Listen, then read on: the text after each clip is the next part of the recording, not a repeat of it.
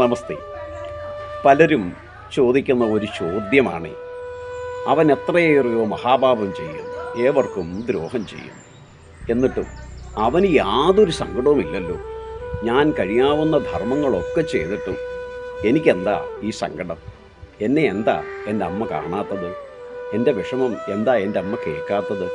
എന്നോട് വെറുപ്പാണോ? അതെ, ഞാൻ സമർപ്പിക്കുന്ന കാഴ്ചകളിലും കാണിക്കയിലും അമ്മയ്ക്ക് ഇഷ്ടം തോന്നുന്നില്ലേ?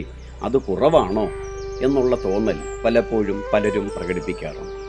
ഇവിടെ നമ്മളുടെ അറിവിൻ്റെ കുറവാണ് ശരിക്കും അത്തരത്തിലൊരു ചിന്തയ്ക്ക് തന്നെ ആധാരം. നമ്മൾ കൃത്യമായി പുരാണങ്ങളൊന്ന് പഠിച്ചാൽ, അത് ദേവീ ഭാഗവതമാകട്ടെ മഹാഭാഗവതമാകട്ടെ, ഏത് പുരാണത്തിലും കൃത്യമായി തന്നെ പറയുന്നു, ഉണ്ണിയേ, നീ സമർപ്പിക്കുന്ന വിഭവങ്ങളുടെ മാർക്കറ്റ് വാല്യൂവിനെ എനിക്ക് ശ്രദ്ധിക്കേണ്ടതേയില്ല, അതിലെൻ്റെ ശ്രദ്ധയില്ല. കാരണം സർവ്വ ചരാചരങ്ങളുടെയും രക്ഷിതാവാണ് ഭഗവാൻ. ഭഗവാനാൽ സൃഷ്ടിക്കപ്പെടാത്തതായി ഈ വിശ്വപ്രകൃതിയിലൊന്നുമില്ല. പിന്നെയും നമ്മളുടെ തലത്തിൽ നിന്ന് ഭഗവാനെ അളക്കുന്നു. അയാൾ നമ്മൾക്ക് കൂടുതൽ വിലയേറിയ വിഭവം സമർപ്പിക്കുമ്പോൾ അയാളോട് നമ്മൾക്ക് സ്വാഭാവികമായി സ്നേഹം തോന്നും.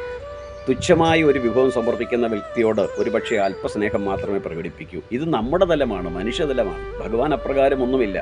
ഭഗവാൻ ആവശ്യമുള്ളത് ഭക്തിയാണ്. അതല്ലേ 6 വയസ്സുള്ള ധ്രുവന് കൊടുത്തില്ലേ ഭഗവാൻ? ഋഷിപ്രവരന്മാർ അനേകായിരം വർഷം തപസ് ചെയ്തിട്ടും നേടാൻ കഴിയാത്തിരുന്ന ഭഗവാന്റെ ആ ദിവ്യ ദർശനം നോക്കൂ. 6 മാസത്തെ ജപം കൊണ്ട് ധ്രുവന് നേടാൻ കഴിഞ്ഞു. പിന്നെയോ ആരും രക്ഷിക്കാനില്ല. സ്വന്തം പിതാവ് തന്നെ കൊല്ലുവാൻ വേണ്ടി അനേകം പടയാളികളെ അയക്കുന്നു.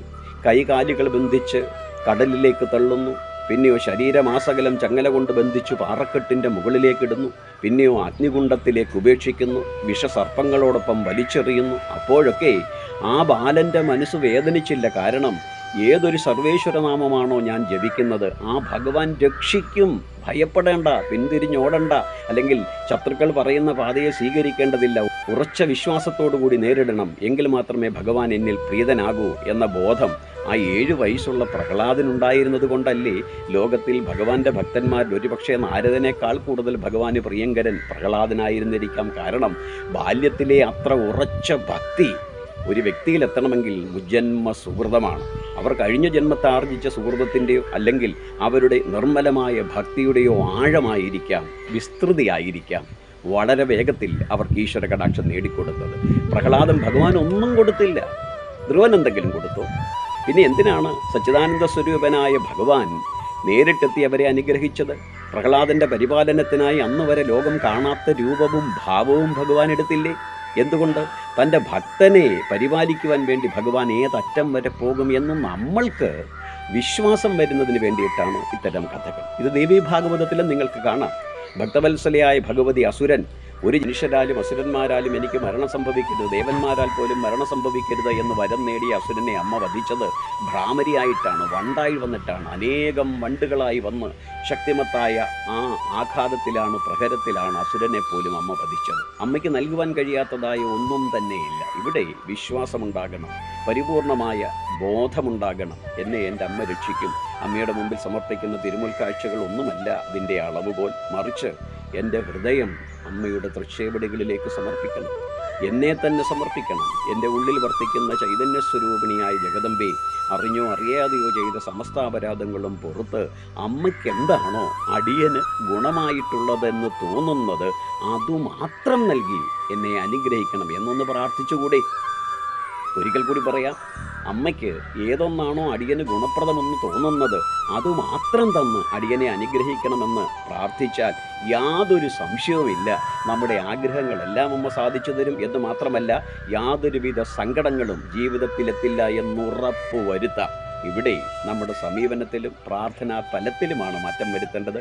താൽക്കാലികമായ കാര്യപ്രാപ്തിക്കായി സാധാരണക്കാരായ നമ്മൾ സാധാരണക്കാരായ മറ്റു പലരെയും ആശ്രയിക്കുന്ന സമീപനത്തോട് ഈശ്വരനെയും ഈശ്വരിയെയും കാണാതിരിക്കൂ. ഭക്തവത്സലെ സ്വന്തം മാതാവായി സന്തതികൾ എപ്രകാരമാണോ അമ്മയോട് ആവശ്യപ്പെടുന്നത് അപ്രകാരം ആവശ്യപ്പെട്ടാൽ യാതൊരു സംശയവുമില്ല, സന്തതികളുടെ സങ്കടം കണ്ടാൽ അമ്മയുടെ മനസ്സലിയും. ദേവി തന്നെ വ്യത്യസ്ത ഭാവങ്ങളായി അവതരിച്ചത് ഓരോരോ സമയത്ത് ഭക്തപരിപാലനത്തിനായിട്ടാണ് എന്ന ബോധം പുരാണങ്ങൾ പാരായണം ചെയ്താൽ പോരാ, അത് മനസ്സിലേക്ക് ഉറപ്പിക്കണം. ആ ഉത്തമ വിശ്വാസമുണ്ടെങ്കിൽ തീർച്ചയായും നിങ്ങളുടെ ഈ മിഥ്യാധാരണയെ നിങ്ങൾക്ക് ദൂരേക്ക് വലിച്ചെറിയാൻ കഴിയും. നിർമ്മലവും അതിനുമപ്പുറം ഉത്തമവും ഉറച്ചതുമായ ഭക്തി തീർച്ചയായും അമ്മയുടെ അനുഗ്രഹത്തിന് നിങ്ങളെ പാത്രീഭൂതരാകും. ഒരു പക്ഷേ അമ്മയുടെ അനുഗ്രഹം നേടുവാൻ നമ്മൾക്ക് യോഗ്യതയുണ്ടോ എന്ന് അമ്മ പരീക്ഷിച്ചെന്നിരിക്കും.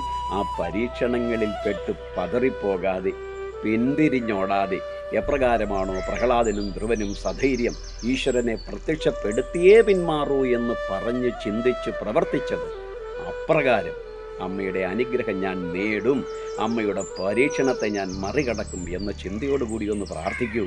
ദേവി എത്തും, ഉറപ്പാണ്. ഹരി.